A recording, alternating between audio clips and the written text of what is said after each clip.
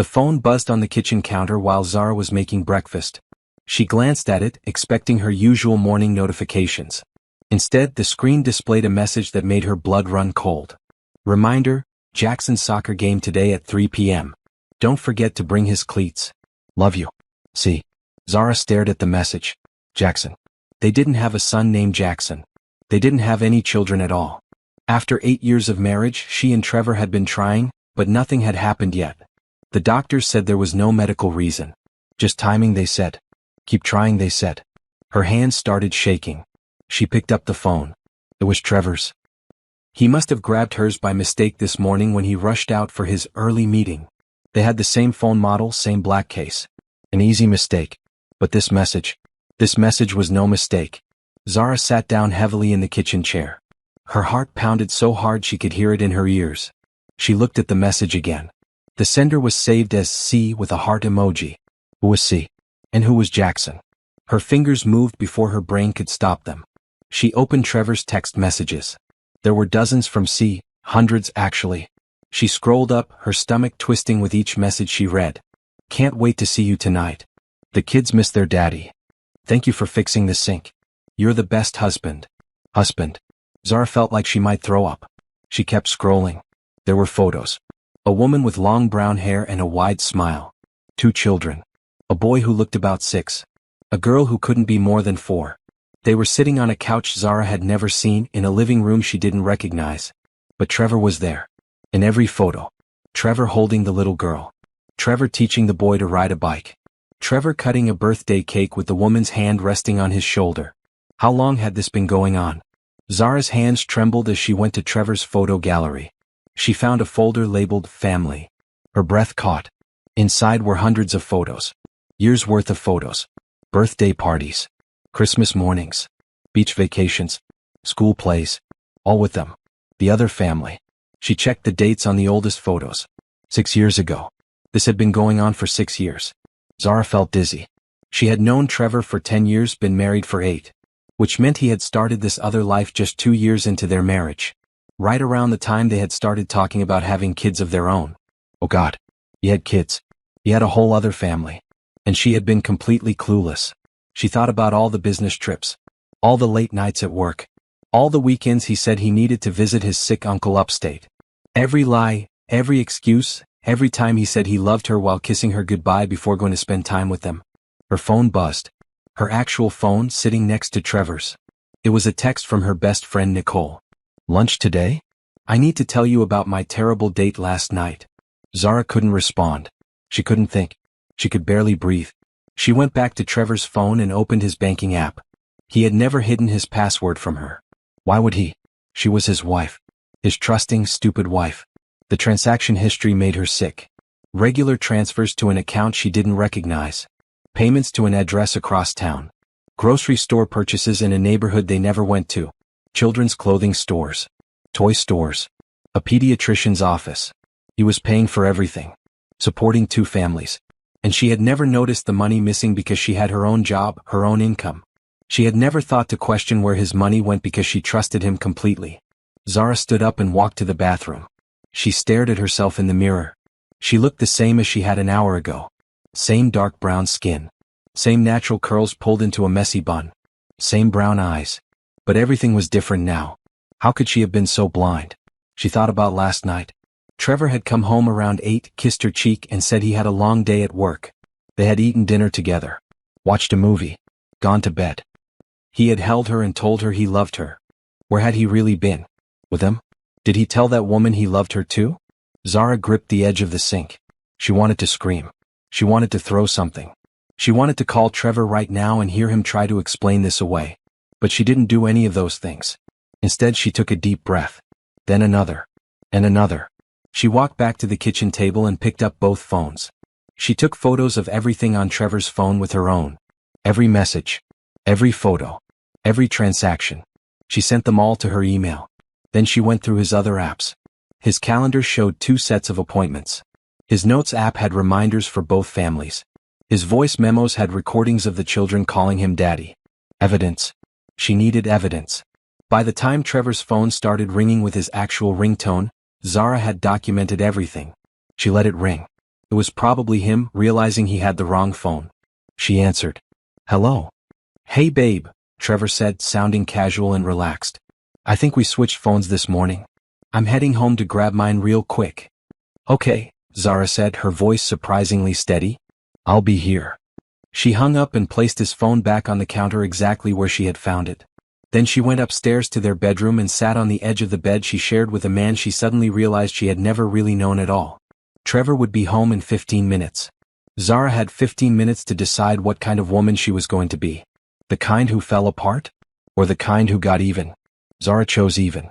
When Trevor walked through the door 20 minutes later, she was sitting at the kitchen table with a cup of coffee, scrolling through her own phone like nothing had happened. Hey, he said, grabbing his phone from the counter. He checked it quickly, his shoulders relaxing when he saw no messages from her asking questions. Thanks. I would have been lost without this today. No problem, Zara said, not looking up. He kissed the top of her head. I have back-to-back meetings all day. Probably won't be home until late. Don't wait up. Okay. Have a good day. He left. The door clicked shut behind him. Zara immediately opened her laptop. She had work to do. First, she called in sick to her job at the marketing firm. Then she started researching divorce lawyers. Not just any lawyers. The best ones. The ones who specialized in complex cases involving hidden assets and fraud. She made a list of 5 names. Then she called each office and scheduled consultations for the next week, using her maiden name so nothing would alert Trevor if he somehow checked. Next, she did something she never thought she would do. She Googled private investigators in her area. The first 3 she called sounded sleazy. The 4th sounded bored. The 5th, a woman named Patricia Hughes, sounded professional and sympathetic when Zara explained in vague terms what she needed. I can see you tomorrow morning, Patricia said. 9 a.m. Bring any documentation you have. The more evidence you already have, the faster and cheaper this will be for you. Thank you, Zara said. After hanging up, she spent the next 3 hours going through every file, every document, every piece of paper in their home office. She found their joint bank statements and saw the pattern she had missed before. Regular withdrawals. Transfers to accounts labeled as investments, that she now realized were nothing of the sort. She photographed everything. Around 2 in the afternoon, Zara did something else she had never done before. She drove across town to the address she had found in Trevor's transaction history. It was a modest house in a neighborhood she had never been to before. Nice enough. A swing set in the backyard. Toys scattered on the front porch. A minivan in the driveway. Zara parked down the street and watched. At 3:15, a woman came out of the house with 2 children. The boy and girl from the photos. The woman was pretty in a casual way. Jeans and a t-shirt. Hair in a ponytail. She looked tired but happy as she buckled the kids into the minivan. They drove away and Zara followed from a distance. They went to a soccer field. The boy ran out to join a team of other kids his age. The woman sat in the stands with the little girl on her lap. Zara watched from her car. She felt like she was watching a movie about someone else's life. But it was real. This was Trevor's other family. His other life. She didn't know how long she sat there. Long enough to see the game end.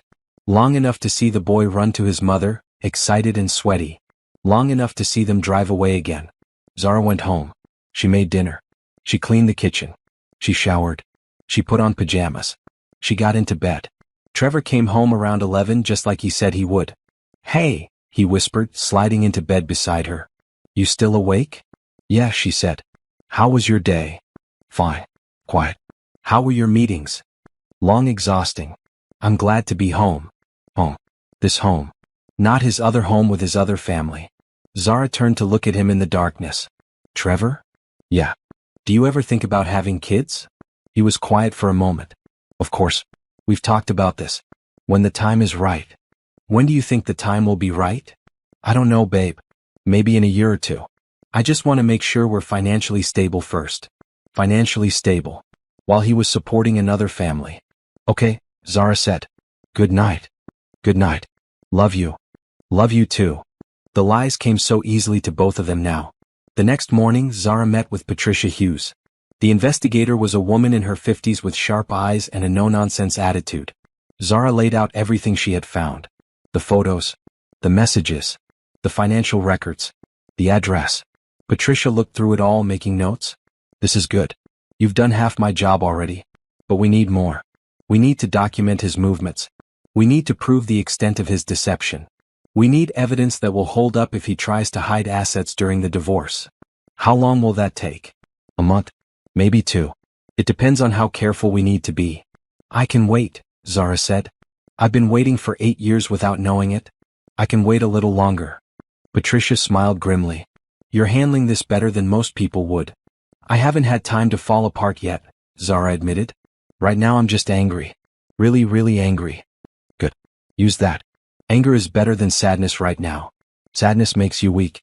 Anger makes you smart. Zara hired her on the spot. Over the next 4 weeks, Patricia worked. She followed Trevor. She documented his schedule. She took photos of him entering and leaving the other house. She tracked his movements and proved without a doubt that he was living a double life. During those 4 weeks, Zara played the perfect wife. She smiled when Trevor came home. She kissed him goodbye in the mornings. She made dinners and watched movies and pretended everything was normal. But inside she was planning. She opened a new bank account at a different bank, one where Trevor had no access. She started transferring small amounts of her own money into it. Nothing he would notice. Just enough to build a safety net. She changed all her passwords. Her email. Her social media. Her online banking. Everything.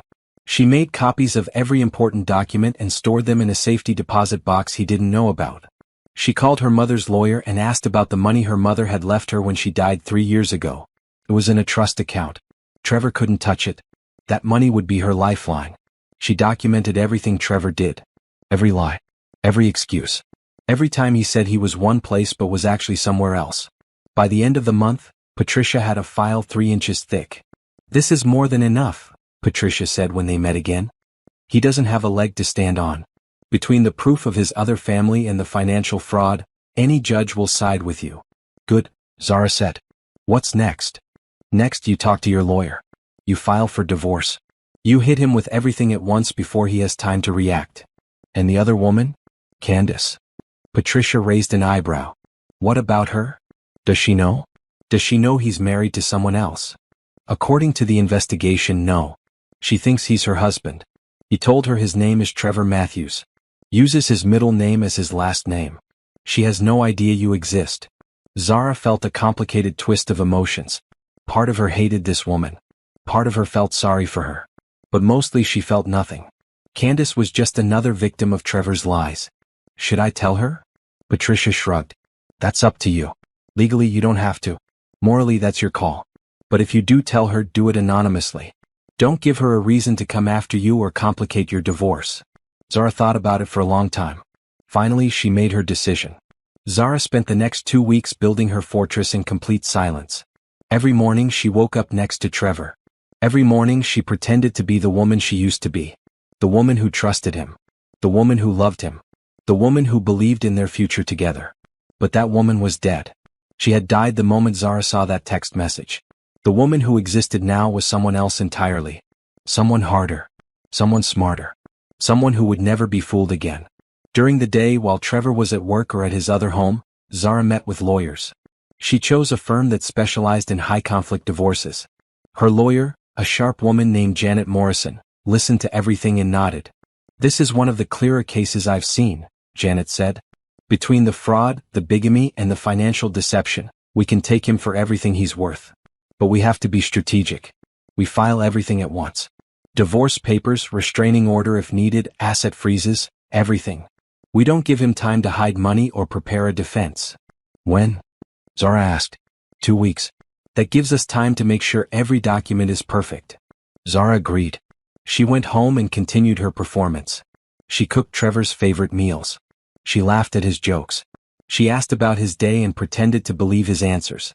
At night, alone in the bathroom while he slept, she cried silently into a towel. Not because she missed him. Not because she still loved him. But because she mourned the life she thought she had. The future she thought they would build together. All of it had been a lie. During this time, Zara also did something else. She reconnected with the parts of herself she had let fade during her marriage. Before Trevor, she had been a graphic designer. A good one. She had freelanced for years, building a small but successful business. But after they got married, Trevor had encouraged her to take a stable corporate job instead. Benefits, he had said. Security. She had listened. She had given up the work she loved for a steady paycheck. Now she started taking projects again. Small ones at first. A logo for a friend's new business. A website designed for a former client who reached out. She worked on them late at night, after Trevor fell asleep. She worked on them during her lunch breaks at her corporate job. The creativity felt good. It felt like finding a piece of herself she had forgotten existed. She also started going to the gym again. Not for him. For herself. She needed to be strong for what was coming. Physically and mentally. She called old friends she had lost touch with. Friends Trevor had always found reasons for her not to see. Too busy. Too tired. Maybe next time. She had let those friendships fade. Now she was rebuilding them. Nicole, her best friend from college, met her for coffee. "Where have you been?" Nicole asked, pulling Zara into a hug.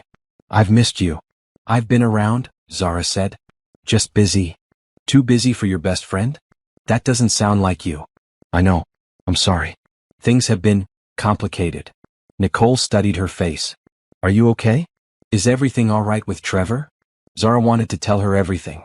She wanted to cry and rage and let it all out. But she couldn't. Not yet. Not until everything was finalized. "I'm fine," she lied. "Everything's fine. I just realized I've been neglecting the important people in my life. I want to do better." Nicole squeezed her hand. "I'm always here for you. You know that, right?" "I know." At home, Zara continued her investigation. She found more evidence. More lies. She discovered that Trevor had taken out a credit card in his fake name. She found proof that he had been lying about his salary. He made more than he told her. Much more. Money he had been funneling to his other family. She documented everything. Every lie. Every deception. Every broken promise. She also did something that surprised her. She stopped caring. One night, Trevor came home late again. Another work emergency.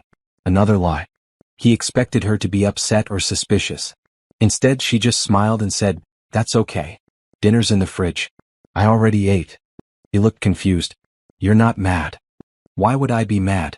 You have to work." "I understand." He relaxed.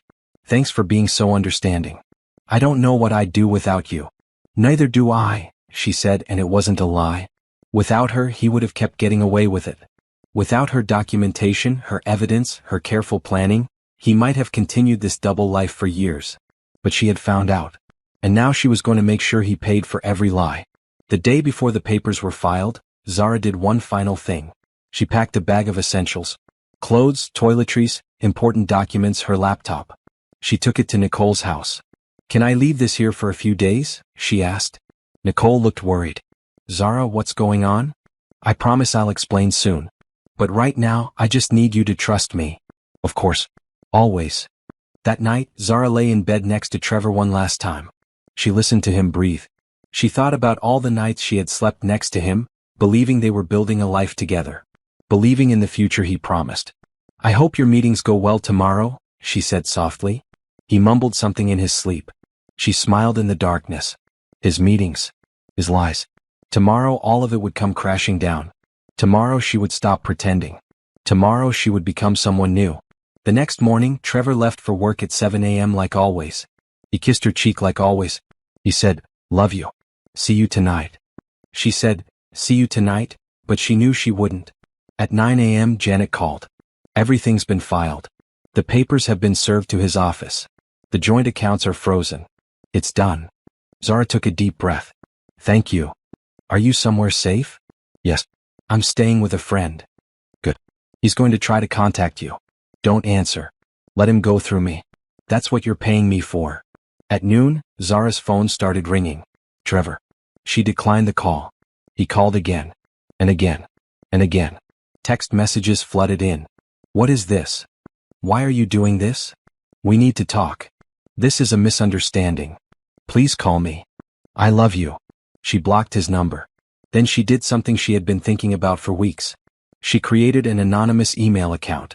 She gathered all the evidence she had collected. Photos of her and Trevor's marriage certificate. Photos of their home. Photos of him at various events where he had told Candace he was somewhere else. And she sent it all to Candace with a simple message. "You deserve to know the truth. I'm sorry you have to find out this way. Trevor has been married to me for 8 years. He's been lying to both of us. I'm filing for divorce. I thought you should know who you're really living with." She pressed send before she could second-guess herself. Then she turned off her phone and went for a long walk. It was done. The bomb had been dropped. Now she just had to wait for the explosion. Zara spent that first night at Nicole's apartment, curled up on the couch with a cup of tea she couldn't drink. Her stomach was twisted in knots. Not from regret. From anticipation. Somewhere across town, Trevor had been served divorce papers at his office. Somewhere else, Candace had opened an email that would destroy her world. Nicole sat beside her, finally knowing everything. "I can't believe this," Nicole kept saying. I believe you. The evidence is right there. But I can't believe he did this. For 6 years? How is that even possible?" "It's possible when you trust someone completely," Zara said. "That's what I keep coming back to. I trusted him so much that I never thought to question anything. This isn't your fault. I know. But it feels like I should have known somehow. Should have seen the signs. He's a professional liar. That's what he is. You can't blame yourself for believing the person you married." Zara's phone, which she had turned back on, started buzzing again. Not Trevor this time. His mother. She declined the call. Then Trevor's brother. Declined. His best friend. Declined. "They're all trying to reach you," Nicole observed. "Let them try. Everything goes through my lawyer now." Around 8 p.m. Janet called. "He's losing his mind," the lawyer said. "He showed up at my office demanding to talk to you. Security had to escort him out. He's claiming this is all a misunderstanding. That you're overreacting." Of course he is. He also lawyered up fast. Got himself a decent attorney. This is going to be a fight. Good. I'm ready. One more thing.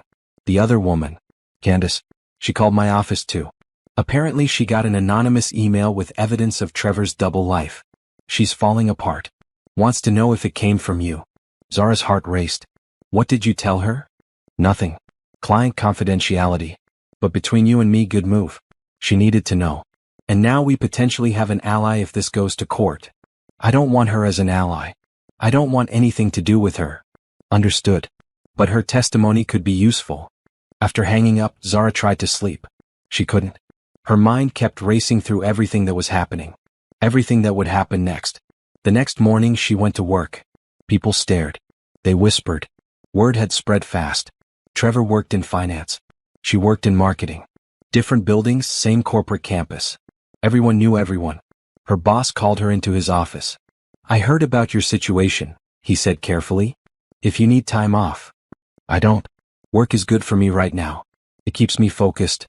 "All right. But if you change your mind, just let me know." She made it through the day by staying busy.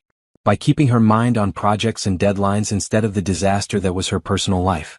That evening she got a call from an unknown number. She almost didn't answer. But something made her pick up. "Hello? Is this Zara?" A woman's voice. Shaking. Angry. "Who is this?" "You know who this is. You sent me that email." "Candace." Zara's first instinct was to hang up. But she didn't. "Did you know?" Candace asked. "Did you know about me and my kids?" "Not until 2 weeks ago." 2 weeks? You've known for 2 weeks and you're just now telling me? I needed time to protect myself legally before everything blew up. Candace laughed bitterly. "Protect yourself. Right. Well, thanks so much for that. My entire life just fell apart. My kids are asking why their father isn't coming home. I can't pay my mortgage without his income. But at least you protected yourself." Zara felt a flash of anger.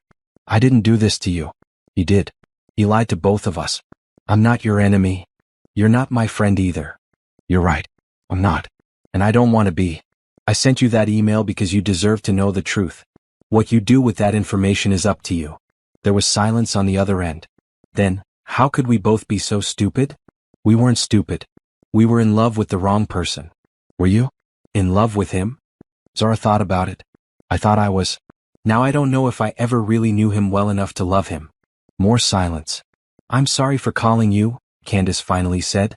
I don't know what to do." "Get a good lawyer. Document everything. Protect yourself and your kids. That's all you can do." "Yeah. Okay."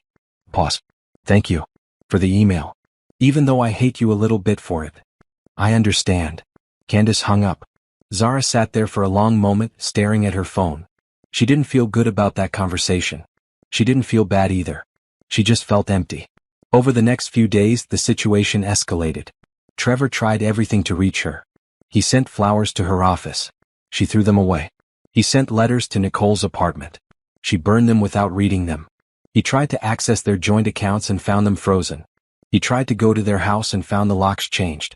He was trapped and he knew it. His lawyer reached out to Janet with a settlement offer. He wants to negotiate, Janet told Zara. He's offering you 60% of the marital assets if you agree to a quick, quiet divorce. No. You sure? 60% is generous. He stole from me for 6 years. He committed fraud. He lied about everything. I want it all.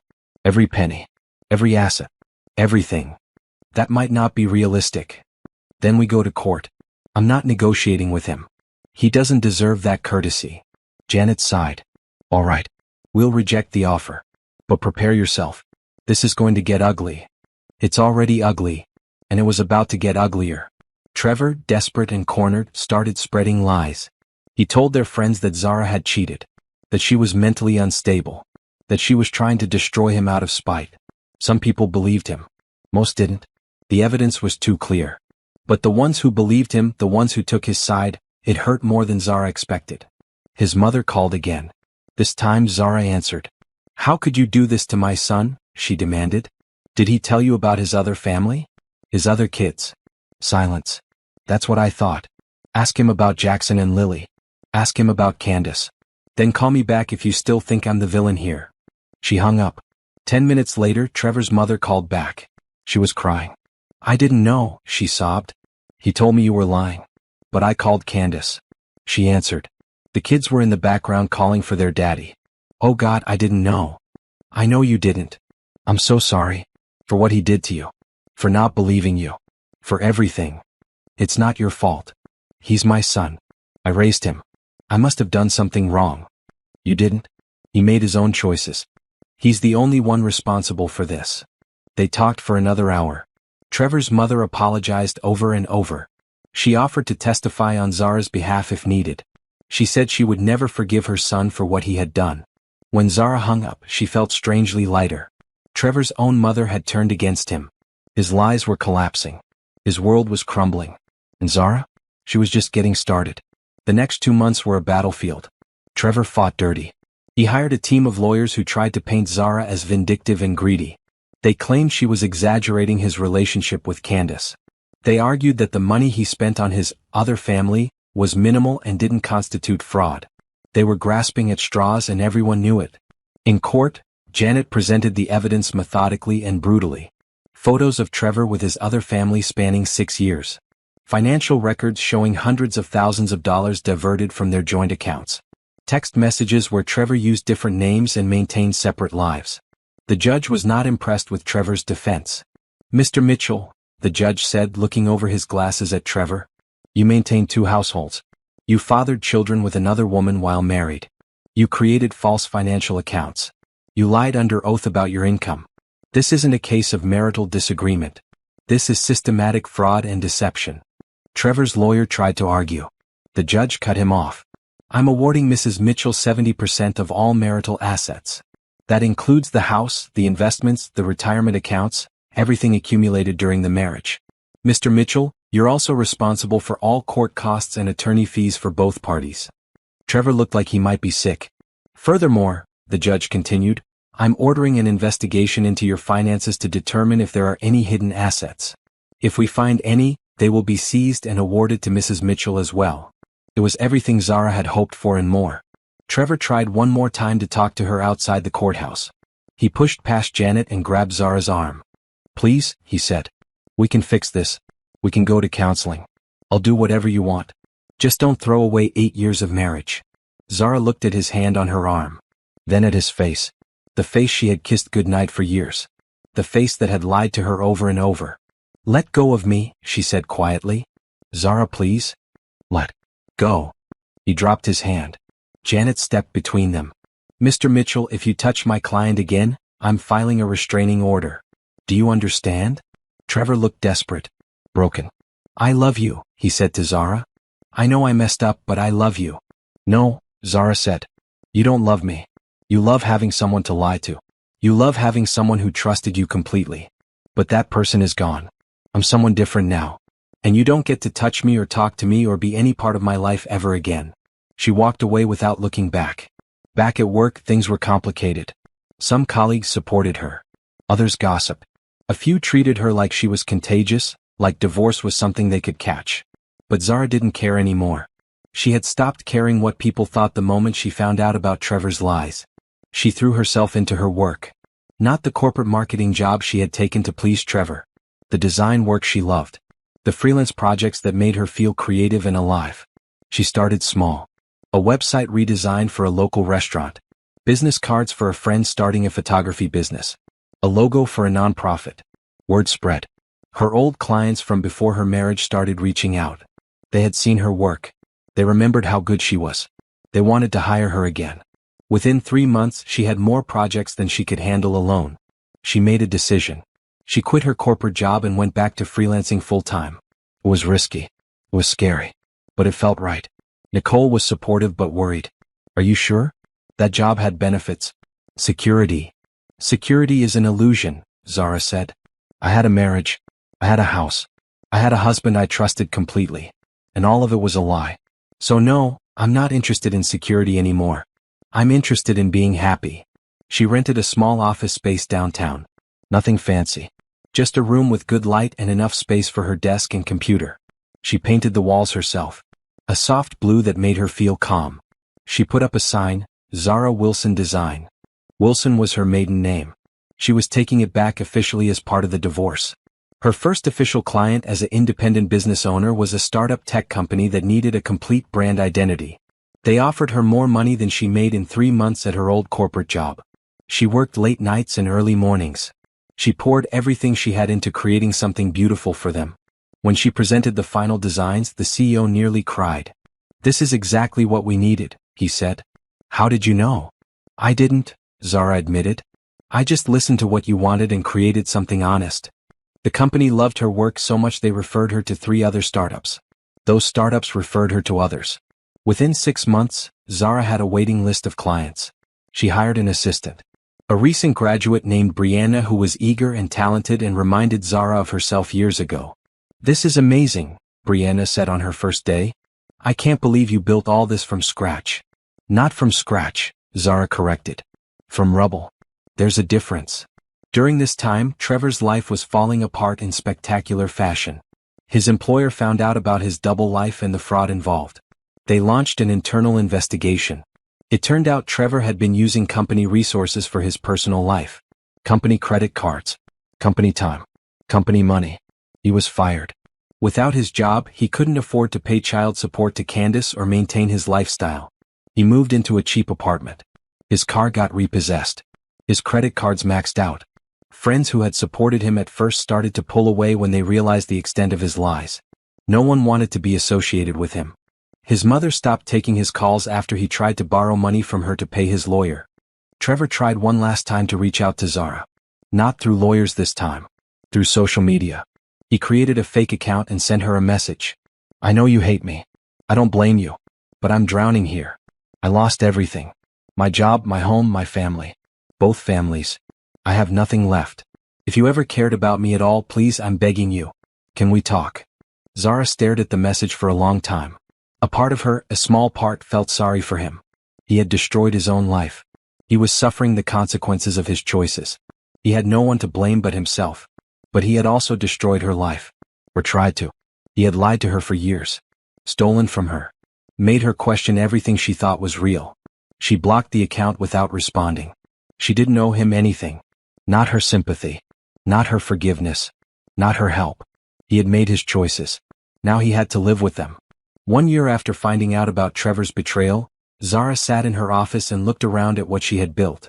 The space had grown. She now rented the entire floor of the building. Her team had expanded to 5 people.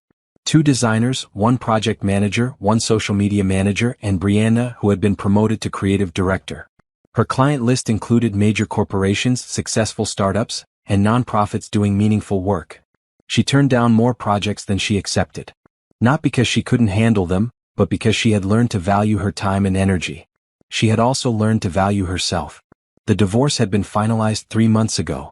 The house had sold, and her 70% of the marital assets had been deposited into her accounts.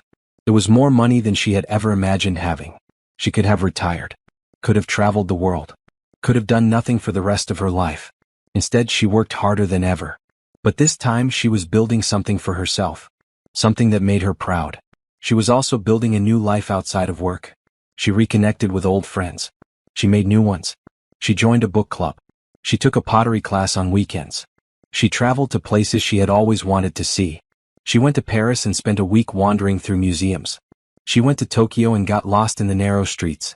She went to Jamaica and laid on beaches and read books and thought about nothing. She learned to be alone without being lonely. She also, slowly and carefully, started dating again. The first few dates were disasters. She was too guarded. Too suspicious. She kept waiting for the other shoe to drop. For the man across from her to reveal he was actually married or lying or hiding something terrible. But eventually she relaxed. She learned to trust her instincts again. To notice red flags instead of ignoring them. To walk away when something didn't feel right. She dated casually. Nothing serious. She wasn't ready for serious. One man, a lawyer named Chris, lasted 3 months. He was kind and funny and seemed genuine. But when he started talking about moving in together, Zara panicked and ended it. "I'm not ready," she told him honestly. "I don't know if I'll ever be ready for that again." "I understand," he said.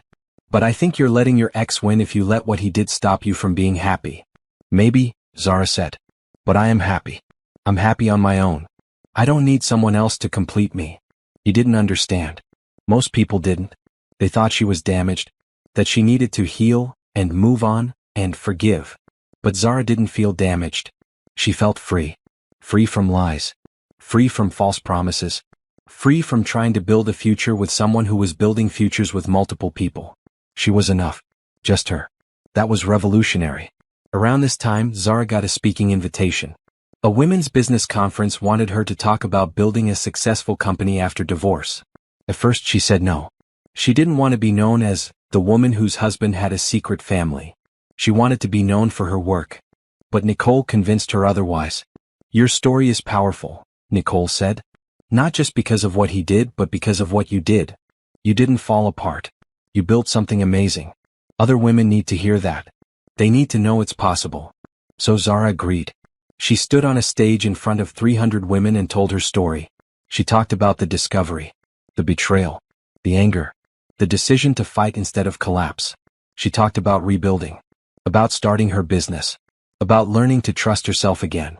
She talked about revenge. "People told me the best revenge is forgiveness," she said. "They told me I needed to let go of my anger and move on. But you know what? That's not true. The best revenge is living well. The best revenge is building something so successful that your betrayer can't ignore it. The best revenge is being so happy that you forget they exist." The room erupted in applause. After the speech, dozens of women came up to her. They shared their own stories, their own betrayals, their own struggles. "You inspired me," one woman said, crying. "My husband left me for his secretary last year. I thought my life was over. But hearing you speak, I realize it's just beginning." Zara hugged her. "It is just beginning. Trust me." The conference uploaded her speech to YouTube. It went viral. Within a week, it had been viewed over 1 million times. Her business email flooded with requests. More speaking engagements. More interviews. More clients. A magazine wanted to profile her. A publisher wanted her to write a book. A television producer wanted to option her story for a movie. It was overwhelming and exhilarating and terrifying all at once. She hired a manager to handle the requests. She said yes to some opportunities and no to others. She stayed focused on what mattered: her work, her business, her life. One evening, she was working late at her office when Brianna knocked on her door. "There's someone here to see you," Brianna said, looking uncomfortable. "I don't have any appointments scheduled." "I know." He said, "He's your ex-husband." Zara's blood went cold. "Tell him I'm not here." "I already did. He won't leave. He says he'll wait all night if he has to." Zara stood up. She was done hiding from Trevor. Done letting him have any power over her life. "Call security," she said. "If he's not gone in 5 minutes, have them remove him." "Are you sure? He looks pretty desperate." "I don't care how he looks. He doesn't get to show up at my business and demand my time." Brianna nodded and left. Zara sat back down and tried to focus on her work. But her hands were shaking. She hated that he could still affect her like this. Hated that just his presence in the building made her anxious. For minutes later, Brianna came back. He's gone. Security escorted him out. Did he say anything? Just that he needed to talk to you. That it was important. It's not. If he comes back, don't even tell me. Just have security handle it. That night, Zara went home to her new apartment. A beautiful loft with floor-to-ceiling windows and exposed brick walls. A space that was entirely hers. No memories of Trevor. No ghost of their failed marriage. She poured herself a glass of wine and stood at the window, looking out at the city lights. She had come so far in 1 year. From broken to powerful. From victim to victor. But she still had moments like this. Moments where Trevor's shadow tried to darken her life. Moments where she felt the old fear creeping back in. She wouldn't let it win. She raised her glass to her reflection in the window. To me, she said. For surviving. For thriving. For winning. She drank deeply and smiled. The future was hers now. And it was going to be spectacular. Trevor's life had become unrecognizable. Not that Zara was keeping tabs. She wasn't.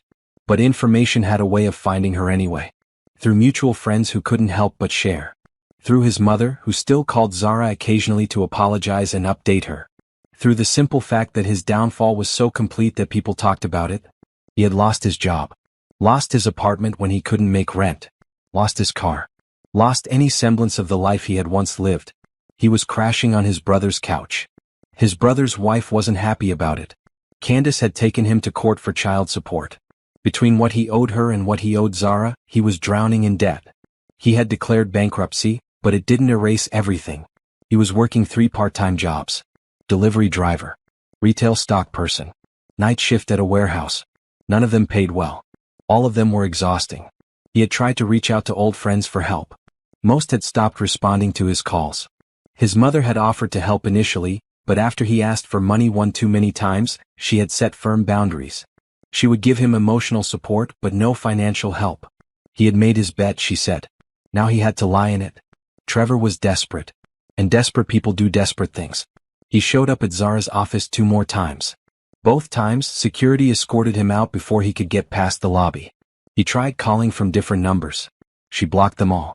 He tried emailing her business account. Her assistant filtered them to spam. He tried reaching her through Nicole. Nicole told him to go to hell and blocked him too. Finally, he tried something that actually got her attention. He went to the media. A local news station ran a story, "Man claims ex-wife destroyed his life out of spite." In the interview, Trevor painted himself as the victim. He admitted to making mistakes. To stepping outside the marriage. To not being honest. But he claimed Zara's response was vindictive and extreme. He said she had taken everything from him, left him with nothing, refused to show any mercy. He cried on camera. Said he just wanted a chance to rebuild his life. Said he hoped Zara would find it in her heart to forgive him. The story got picked up by a few online outlets. Some people believed him. Most didn't. But it made Zara angry. Not the kind of angry that makes you irrational. The kind that makes you focused. She called Janet. "I saw the interview," Janet said before Zara could speak. "I'm already drafting a statement. We'll release it tomorrow with the court documents proving everything he did. The fraud. The deception. The financial abuse. He just opened himself up to public scrutiny and trust me, he's going to regret it." "Good," Zara said. The next day, Janet released a detailed statement along with redacted court documents. The documents showed everything. Trevor's lies. His secret family. The money he stole. The systematic deception. The media narrative flipped instantly. "Man who maintained secret family for 6 years claims ex-wife is vindictive," read one headline. "Bigamist cries victim after consequences of his actions," read another. Trevor's interview became a joke. Memes spread online. People mocked him. Called him out. Demanded the original news station retract the story. The station issued an apology. Said they should have investigated more thoroughly before giving Trevor a platform. Trevor disappeared from public view after that. No more interviews. No more attempts to contact Zara.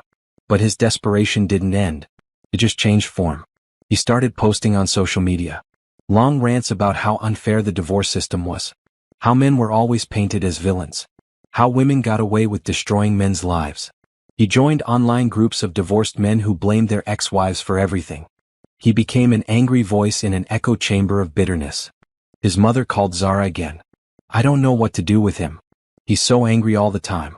He won't take responsibility for anything. He just keeps blaming you." That's not my problem, Zara said gently but firmly. I know. I'm sorry. I shouldn't have called. I feel like I'm watching my son destroy himself, and there's nothing I can do to stop it. You can't save someone who won't save themselves. I know. Meanwhile, Zara's life continued to improve. Her business grew. She was profiled in 3 major magazines. Her TED Talk-style speech at the Women's Conference was nominated for an award. Publishers were still courting her for a book deal.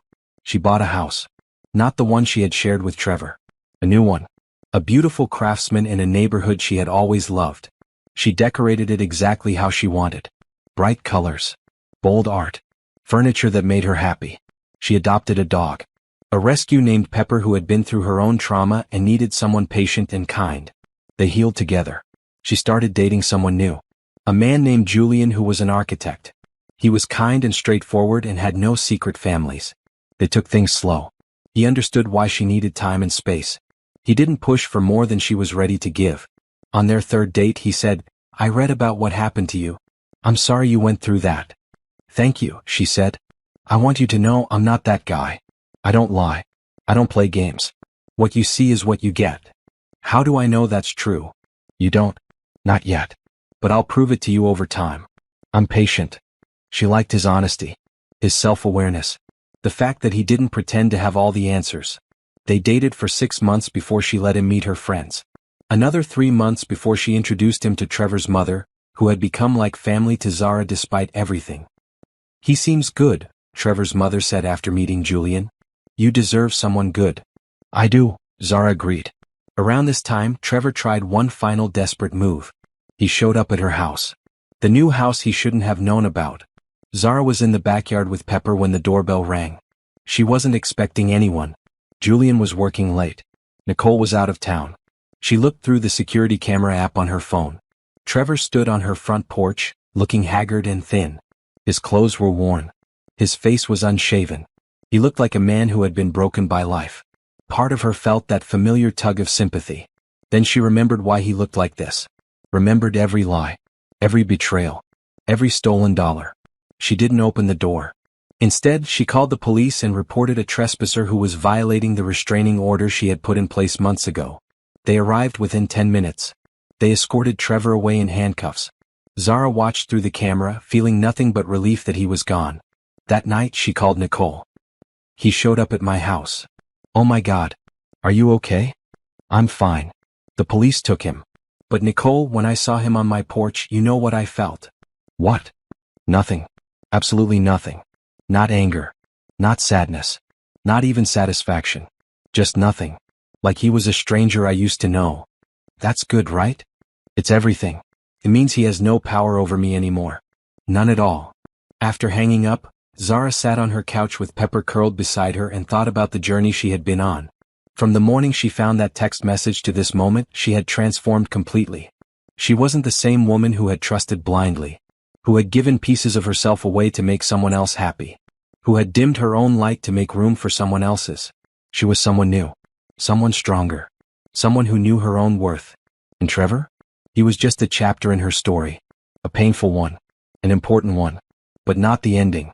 The ending was still being written, and it was going to be beautiful. 18 months after the divorce, Zara stood in front of a room full of reporters and cameras. She was launching something new, something bigger than her design business. A mentorship program for women rebuilding their lives after divorce.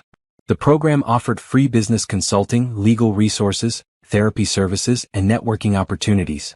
It was funded by a grant she had secured and by donations from successful women who wanted to give back. I know what it feels like to have your entire life pulled out from under you, Zara said into the microphone. I know what it's like to question everything you thought was true.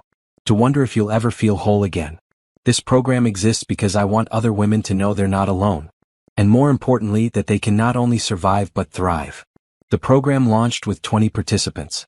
Within 6 months, the waiting list was over 200 women long. Zara hired staff to help manage it. Former therapists, lawyers, business consultants, all women who had been through their own divorces and wanted to help others. The program became her passion project. Her design business was still successful, still growing, but this felt more meaningful. This felt like turning her pain into purpose. She met with participants regularly, heard their stories, offered advice, connected them with resources, watched them grow stronger week by week. One woman, a mother of 3 named Amanda, told Zara, "You saved my life. I was ready to give up. Go back to my ex just because I didn't think I could make it on my own. But you showed me I could." "I didn't save you," Zara said. "You saved yourself. I just gave you some tools." The program got media attention, positive attention. Zara was invited on talk shows, asked to write articles, requested to speak at universities and conferences. She said yes to the opportunities that aligned with her values, no to the ones that felt exploitative or sensational. A publisher finally convinced her to write a book. Not a memoir about Trevor and his betrayal. A guide for women rebuilding after divorce. Practical advice mixed with personal stories from her and the women in her program. She spent 6 months writing it. Late nights after work. Weekends at coffee shops. Early mornings before the rest of the world woke up. When it was finished, she felt proud. It was honest and helpful and real. The book launched to strong sales. It hit bestseller lists. It reached women who needed it. Zara did a book tour. 20 cities in 30 days. She was exhausted but energized. Every event was packed with women who wanted to share their stories, who wanted to thank her, who wanted to know how to start over. "You're changing lives," Julian told her on the phone one night when she was in Seattle for an event. "I'm just sharing what I learned," she said. "That's how you change lives." Julian had become a steady presence in her life. They had been dating for over a year now. He had proven himself patient and trustworthy and genuine. He didn't push for more than she was ready for. He supported her work and her growth. He made her laugh. She loved him. Not the desperate, all-consuming love she thought she had for Trevor. Something quieter, steadier, more real. When she got back from the book tour, he took her to dinner at the restaurant where they had their first date. "I have something I want to talk to you about," he said. Zara felt a flash of panic. Here it comes, she thought. He wants to get married. He wants to move in. He wants something I'm not ready to give. But Julian knew her well. He saw the fear in her eyes. "It's nothing scary," he said quickly. "I just want you to know that I'm happy with things exactly as they are. I don't need more. I don't need labels or commitments or timelines. I just want to keep being part of your life in whatever way you're comfortable with." Zara felt tears in her eyes. "You mean that?" "Completely. You've been through hell. You've rebuilt yourself into someone amazing. I'm not going to pressure you to be anything other than exactly who you are right now." She reached across the table and took his hand. "Thank you." "For what?" "For understanding. For being patient. For not making me feel broken because I'm still figuring out how to trust people." "You're not broken. You're careful. There's a difference." That night, Zara realized something important. She could be happy without being healed. She could build a beautiful life while still carrying scars. She didn't have to be perfect or completely over her trauma to deserve good things. She was enough. Right now. As she was. Meanwhile, Trevor had violated his restraining order again. He was sentenced to 30 days in jail. When he got out, his brother refused to let him return to the couch. His mother maintained her boundaries. He had nowhere to go. He ended up in a homeless shelter. Working odd jobs. Barely surviving. Some people felt sorry for him. Zara didn't. She didn't feel anything for him anymore. Not hate. Not sympathy. Just indifference. He had destroyed himself. She had simply removed herself from the path of his destruction. Around this time, Candace reached out. Not by phone this time. By email. "I know we agreed not to contact each other," the email read. "But I wanted you to know that I'm okay now. I got a good job. My kids are doing well. I'm dating someone who treats me with respect. I'm building a new life. I wanted to thank you for sending me that email 2 years ago. As much as it hurt at the time, it set me free. I hope you're doing well too." Zara wrote back a short reply. "I'm glad you're okay. Thank you for letting me know. Take care of yourself." She didn't want to be friends with Candace. Didn't want to maintain any connection. But she was glad Candace had found her way forward too. They were both survivors of the same liar. They both deserved to be happy. 6 months later, Zara opened a second office for her design business in another city. She expanded her team to 15 people. She won industry awards. She was interviewed for documentaries about women in business. Her mentorship program expanded too. They now served women in 5 states. The success stories kept coming. Women who had gone from broken to business owners. From victims to victors. Zara's house was filled with thank you cards and letters from women whose lives had changed. She kept them all in a box in her office. On hard days, she read through them as a reminder of why her pain had been worth it. She was making a difference, creating ripples of change that extended far beyond her own story. One evening, she was working late at home when Julian came over with takeout. "You're always working," he said, kissing her cheek. "I love what I do." "I know. It's one of my favorite things about you. Your passion." They ate dinner on her couch, Pepper sprawled across both their laps. "Can I ask you something?" Julian said. "Always. Do you ever think about him? Trevor?" Zara thought about it honestly. "Not really. Sometimes something will remind me of that time in my life. But him specifically? No. He's irrelevant to me now. That must feel good. It feels like freedom." They talked late into the night. About their dreams. Their plans. Their hopes for the future. Zara went to bed that night feeling content. Her life wasn't perfect. She still had moments of doubt and fear. Still sometimes woke up anxious for no reason. Still struggled with trust. But she was happy. Genuinely, deeply happy. She had built this life from nothing. From the ashes of betrayal and lies, she had created something beautiful and meaningful. And the best part? She had done it entirely on her own terms. 2 years and 3 months after finding out about Trevor's secret family, Zara was at her office preparing for a major presentation. Her company had been selected to redesign the brand identity for a Fortune 500 company. It was the biggest project she had ever landed. Her team was ready. The presentation was polished. Everything was perfect. Then Brianna knocked on her door with a worried expression. "He's here again," she said quietly. Zara didn't need to ask who. She felt it in her gut.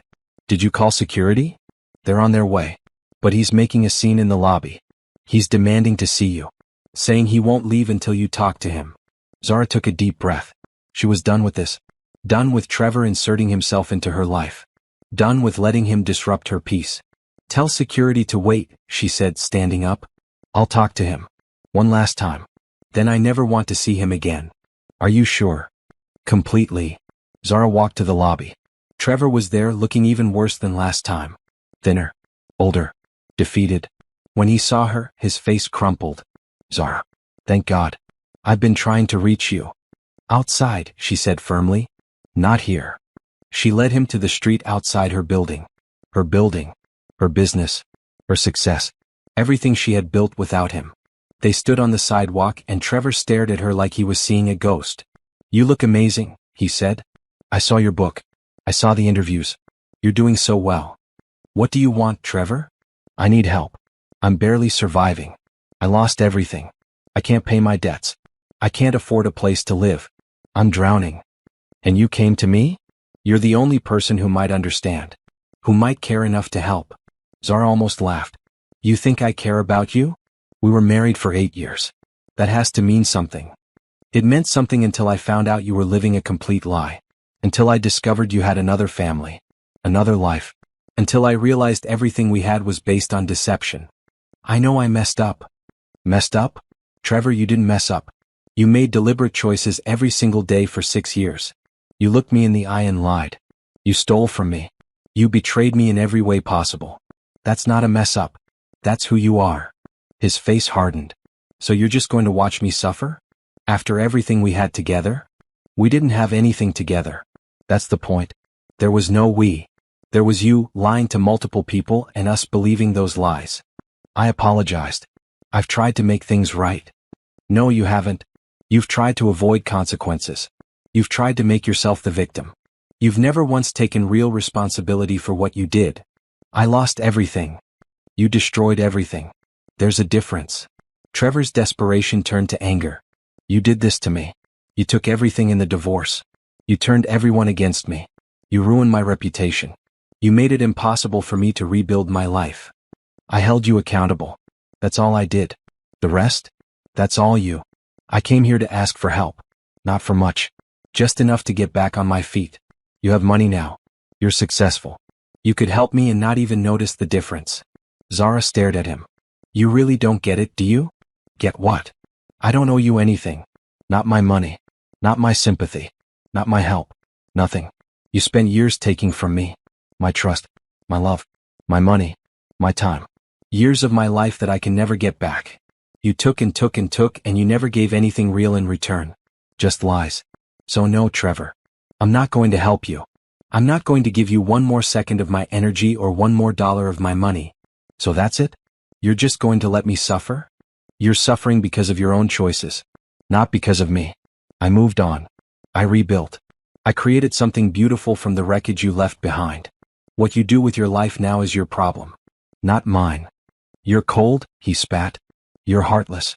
I used to love you and now I don't even recognize you. Good, Zara said calmly. Because the woman you loved was someone who didn't know her own worth. Someone who made herself smaller to make room for you. That woman is gone. I'm someone better now. Someone stronger. Someone who will never let anyone treat her the way you did ever again. I hope you're happy, Trevor said bitterly. I hope all this success and money makes you happy, because you're going to end up alone. Zara smiled. Actually smiled. I'm not alone. I have friends who value me. A partner who respects me. A business I'm proud of. A life I love. I have everything I need. What do you have, Trevor? He didn't answer. He couldn't. This is the last time we're going to speak, Zara said. I want you to know something. I don't hate you. I don't think about you enough to hate you. You're just someone I used to know who taught me what I don't want in my life. Thank you for that lesson. Now please leave and don't come back. She turned and walked back into her building without waiting for his response. Her hands were shaking. Her heart was racing. But she felt powerful. Like she had finally closed a door that had been stuck open for too long. Security met her in the lobby. Do you want us to remove him? Yes. And update the ban list. If he comes back, I want the police called immediately. No more warnings. No more chances. Understood. Zara went back to her office. Brianna was waiting. Are you okay? I'm perfect, Zara said. And she meant it. That evening she called Julian and told him what happened. How do you feel? He asked. Free. Finally free. I think I've been carrying this weight of wondering when he would pop up again, what he would want, how I would react. Now I know. I react by being strong. By remembering who I am now. By not letting him have any power over me. I'm proud of you. I'm proud of me too. That night, Zara slept better than she had in months. No dreams about Trevor.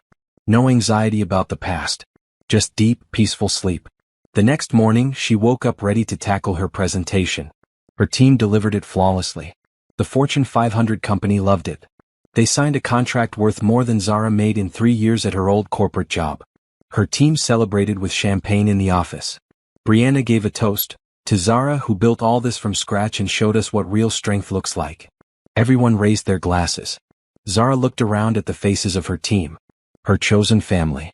People who respected her and valued her and were part of the life she had built. She thought about where she had been 2 years ago. Broken. Devastated. Wondering how she would survive. And look at her now. Surviving wasn't even the goal anymore. She was thriving. She had won. Not by destroying Trevor. But by refusing to let his destruction touch her. That was the best revenge of all. 2 years and 7 months after discovering Trevor's betrayal, Zara stood in her new home and looked around with satisfaction. She had sold the house she bought after the divorce and upgraded to something even better. A stunning modern home with a view of the city. 3 bedrooms, an art studio, an office, a yard for Pepper. It was perfect. Julian helped her hang the last painting in the living room. They had officially moved in together 3 months ago. It had felt right. Natural. Not scary like she thought it would be. This place is incredible, he said, stepping back to admire their work. We're incredible, Zara corrected. Her phone rang. It was her editor. Your book just hit the New York Times bestseller list, the editor said. Number 3. Zara screamed. Julian looked confused until she told him, then he picked her up and spun her around. I'm so proud of you, he said when he put her down. We should celebrate. That night, they had dinner with Nicole and her new girlfriend Simone. They toasted to success, to friendship, to new beginnings.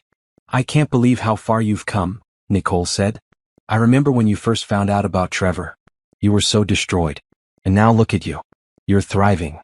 I had help, Zara said. You were there for me when I needed it most. Always. The conversation turned to other topics. Nicole's promotion at work. Simone's art exhibition. Julian's latest architectural project. Normal life. Happy life. Life without drama or secrets or lies. Later that week, Zara got a call from Trevor's mother. I wanted you to know, she said carefully. Trevor moved out of state. Got a job in construction somewhere in Arizona. He said he needs a fresh start. Good for him, Zara said neutrally. He asked about you. I told him you were doing well. Happily moved on. I hope that was okay. It's fine. It's the truth. It is. I'm glad you found happiness, Zara. You deserve it after everything. So do you? How are you doing? They talked for a while about normal things. Trevor's mother had joined a book club. Started taking art classes. She was building her own new life too, separate from the son who had disappointed her so deeply. Before hanging up, she said, I know I've said this before, but I'm sorry. For what he did. For not seeing it sooner. For all of it. You don't need to keep apologizing. It wasn't your fault. Thank you for being gracious about that. After the call, Zara thought about Trevor in Arizona. Starting over. Working construction. Living a smaller life than he once had. She didn't feel happy about his struggles. Didn't feel sad either. Just neutral. He was doing what he needed to do to survive. That was his journey now. Not hers. Her journey was so much bigger. Her business continued to grow. She opened a third office. Hired more staff. Took on bigger projects. Won more awards. Her mentorship program expanded nationwide. They had helped over 500 women rebuild their lives after divorce. The success stories kept coming. Women who had started businesses. Women who had gone back to school. Women who had found their power and used it to create better lives. Zara was invited to speak at the United Nations about women's economic empowerment. She stood before diplomats and leaders and shared her story. Not as a victim. As a victor. When we support women through their worst moments, she said, we don't just help individuals. We change families, communities, economies. My story is one of millions. But it shows what's possible when women are given resources and support to rebuild. The speech was covered by international media. Her program got grants from major foundations. The work expanded further. She was making a real difference. Living a life of purpose and meaning. One Saturday morning, 3 years after finding that fateful text message, Zara woke up in her beautiful home next to Julian. Pepper was sprawled across the foot of the bed. Sunlight streamed through the windows. She lay there for a moment, taking it all in. She thought about the woman she used to be. The one who trusted blindly. Who dimmed her light. Who made herself smaller to fit into someone else's life. That woman was gone. Replaced by someone who knew her worth. Who demanded respect. Who built her own empire. She had survived the worst betrayal of her life. Not just survived. Thrived. She had her own successful business. A book that was helping thousands of women.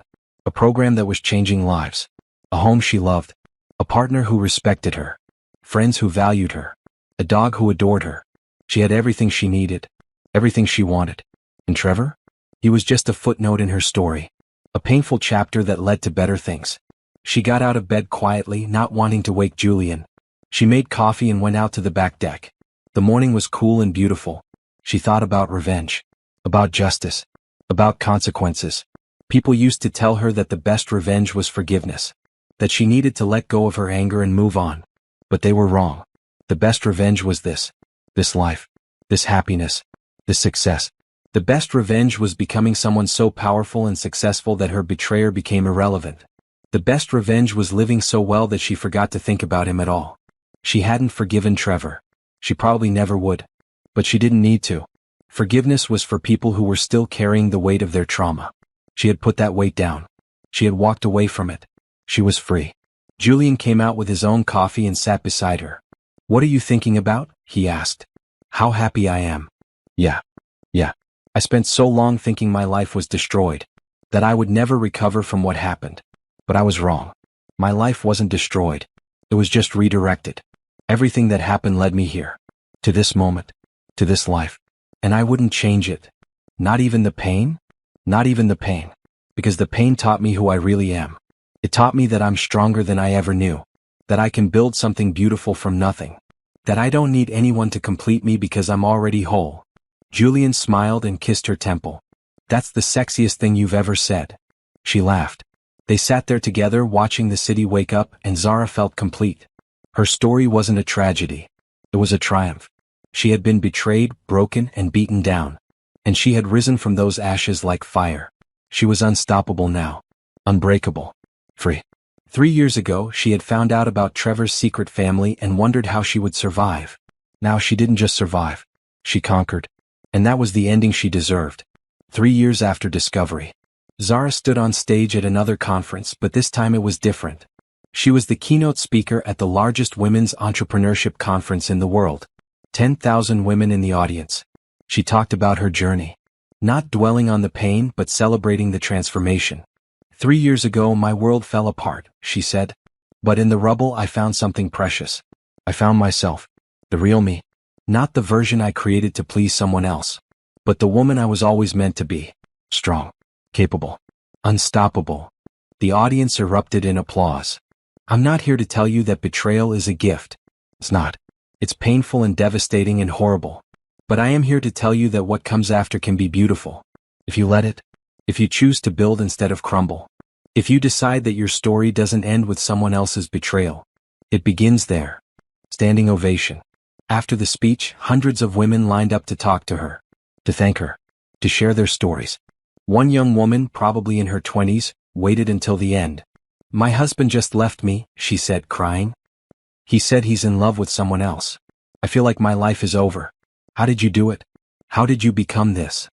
Zara took her hands. One day at a time. One decision at a time. Decide to survive. Then decide to thrive. It won't be easy. But I promise you it will be worth it. I don't know if I'm strong enough. You are. Trust me. You're stronger than you know. The pain will try to convince you otherwise. Don't believe it. You're going to make it through this. And one day you'll be standing where I am, telling someone else that they can do it too. The woman hugged her, crying harder now. Zara held her and remembered being in that exact place. That exact pain. And look at her now. That night she went home to Julian and Pepper. They ordered pizza and watched a movie. Normal. Simple. Perfect. Before bed, Zara looked at herself in the mirror. Really looked. She saw strength in her eyes. Confidence in her posture. Peace in her expression. She saw a woman who had been through hell and came out victorious. She saw someone she was proud to be. I did it, she whispered to her reflection. I actually did it. And she had. She had taken the worst thing that ever happened to her and turned it into the catalyst for the best life she could imagine. Trevor had tried to break her. Instead he had freed her. That was his gift, whether he meant it to be or not. The life she had built was hers. Every success. Every achievement. Every moment of happiness. All hers. She climbed into bed next to Julian, who was already half asleep. Love you, he mumbled. Love you too. She turned off the light and closed her eyes, smiling. Tomorrow she would wake up and continue building her empire. She would help more women. She would create more success. She would live more life. But tonight she would rest. Rest in the knowledge that she had won. Not by destroying Trevor. Not by revenge in the traditional sense. But by becoming so successful, so happy, so complete that his betrayal became the best thing that ever happened to her. That was the ultimate victory. And it was sweet.